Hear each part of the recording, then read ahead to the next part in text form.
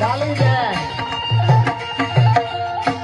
ગાંડા ઘેલા થયા છે અને રોકો રોકો ના પોકાર પાડતા જાય છે. પડતા અથડતા ડાલી બેન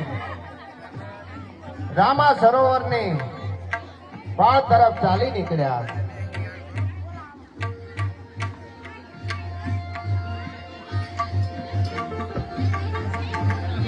આવી રીતે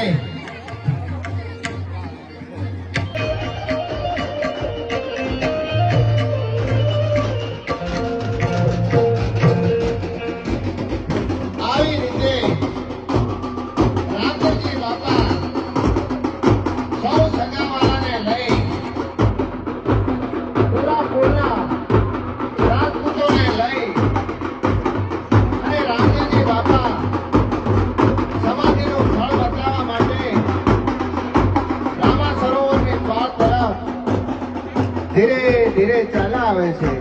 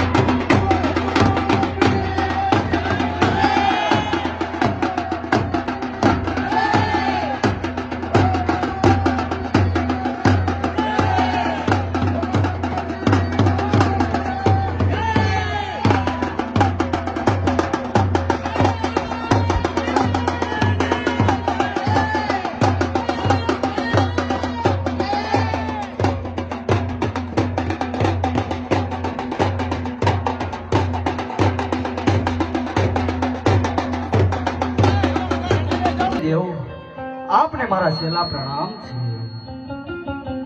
આવી રીતે બીજું નમન રામદેવજી બાપા સૂર્યદેવને નમ્યા છે અને બીજું નમન એમના પિતાજીને નમે છે.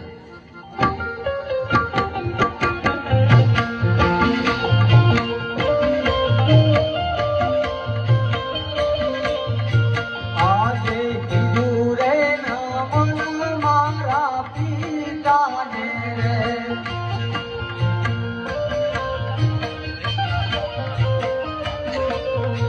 રમને સેવકના પ્રણામ.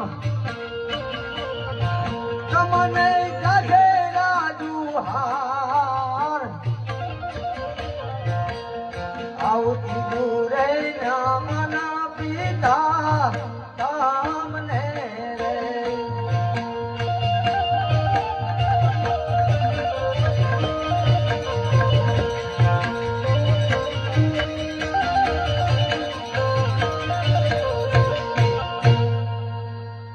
અરે પિતાજી, આજ મારે 54 વર્ષ ને 52 દિવસ થયા છે. કદાચ જો મારા વિશે કોઈ લાગણી દુભાણી હોય પિતાશ્રી, તો આજ મને માફ કરજો પિતાજી. અરે પિતાજી, આ પૃથ્વીની અંદર તો બાપનો છાંયડો એવો છે ને, તેની કોઈ પાર નથી પિતાજી. માટે હવે આપને વિનંતી કરું છું પિતાજી કે મારાથી કોઈ ગુનો થયો તો આજ મને માફ કરો પિતાજી. આજ મને માફ કરો. આવી રીતે રામદેવજી બાપાએ બીજું નમન એમના પિતાજીને કર્યું છે અને રામદેવજી બાપા હવે ચોથું નમન એમની માતાને કરે છે. આજ ચોથું રે નમન મારી માતને રે.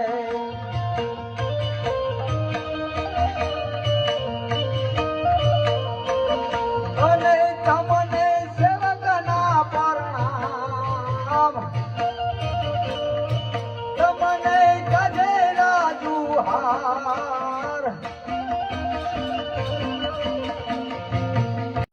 સમાધિના ખડા કરો.